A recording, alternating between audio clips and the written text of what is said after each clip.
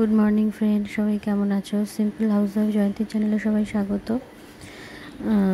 আমি সকাল এটা কালকের ব্লগটা আজকে সকালেই ছাড়ছি, কারণ আমি ভুলেই যাই। সকাল থেকে উঠে যখন কাজ করতে শুরু করি তখন আমার মনে থাকে না যে মোবাইলটা হাতের সামনে নিয়ে শ্যুটগুলো করি, ভুলে যাই।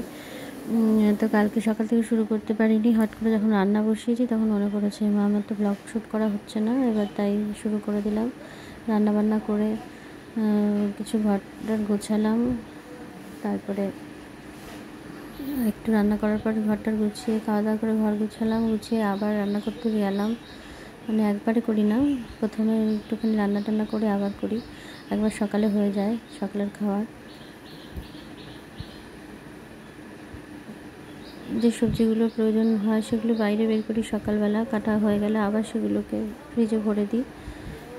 ভরে দেওয়ার পরে আবার দুপুরে রান্না হয়ে গেল। রান্না করেছিলাম উচ্ছে আলুর চচ্চড়ি, আর যেহেতু নিরামিষ চলছে ওই পাঁচফোড়ন দিয়ে লঙ্কা দিয়ে উচ্ছে আলুর একটু চচ্চড়ি হয়েছিল। আর পটলটা চিড়ে ছোটো ছোটো করে সরু করে কেটে, আলুটাও সরু সরু করে কেটে ওই রকমই নিরামিষ তরকারি আর কি খাবো।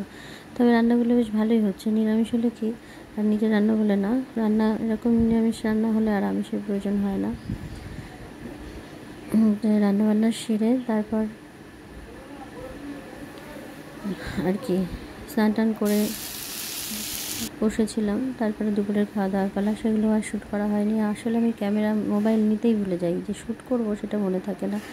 যাই হোক, আমার এই ব্লগটা যদি ভালো লেগে থাকে তাহলে একটু লাইক কমেন্ট করে দিও, চ্যানেলটা সাবস্ক্রাইব করে দিও।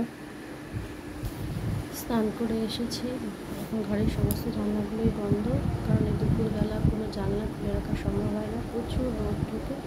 তাও যেহেতু কাল বৃষ্টি হয়েছে তাই আজকে একটু রোদটা হালকা আছে। তাও আমি নাইটিটা স্নান করে এসে ঘরেই মেলে দিয়েছি, এখানেই শুকিয়ে যাচ্ছে। আজকে প্রায় সপ্তাহখানেক ধরে আমি স্নান করে যতবার গা হাত পা ধুচ্ছি নাইটি ঘরেই মেলে দিচ্ছি।